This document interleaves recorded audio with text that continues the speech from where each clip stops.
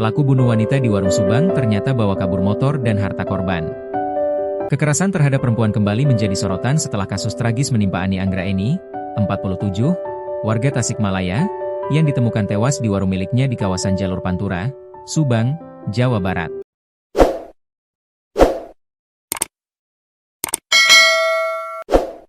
Perempuan kerap menjadi korban tindak kriminal yang berawal dari relasi kuasa dan pelecehan, sebagaimana terlihat dalam kasus ini. Peristiwa tersebut menegaskan urgensi perlindungan dan penegakan hukum yang lebih tegas terhadap kekerasan berbasis gender. Ani ditemukan dalam kondisi membusuk pada Selasa, 24 Maret 2026, malam. Hasil autopsi menunjukkan korban meninggal akibat pukulan benda tumpul di bagian kepala. Polisi kemudian menangkap pelaku berinisial R, 45, di Bogor pada Selasa, 24 Maret 2026, malam. Pelaku merupakan warga Karawang yang awalnya bekerja sebagai sopir dan menjadi pelanggan warung korban. Setelah diberhentikan dari sopir, R melamar kerja sebagai petugas kebersihan di warung korban. Kapolres Subang, AKBP Doni Eko Wicaksono, menerangkan warung milik korban dilengkapi dengan karaoke serta hiburan malam. Pembunuhan terjadi pada Sabtu, 21 Maret 2026, saat pelaku mendatangi korban dan mengajaknya berhubungan badan. Ajakan tersebut ditolak sehingga pelaku melakukan tindakan kekerasan yang mengakibatkan kematian.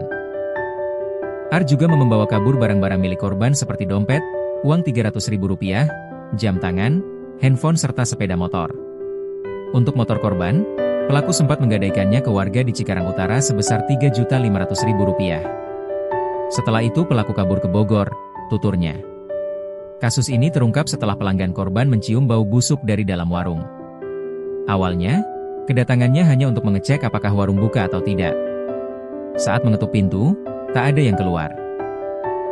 Saksi mencium bau busuk seperti bangkai yang sangat menyengat, jelasnya. Benar adanya, bau busuk tersebut berasal dari jasad seorang perempuan, imbuhnya. Jenazah dibawa ke RS Bayangkara Polri Indramayu untuk diautopsi. Akibat perbuatannya, pelaku dapat dijerat pasal berlapis, yakni pasal 285 KUHP tentang perkosaan serta pasal 351 KUHP tentang penganiayaan yang menyebabkan kematian. Penyidik masih mendalami penyebab kematian serta kemungkinan adanya pihak lain yang terlibat. Kami mengimbau masyarakat untuk meningkatkan kewaspadaan dan segera melapor jika menemukan hal mencurigakan, pungkasnya.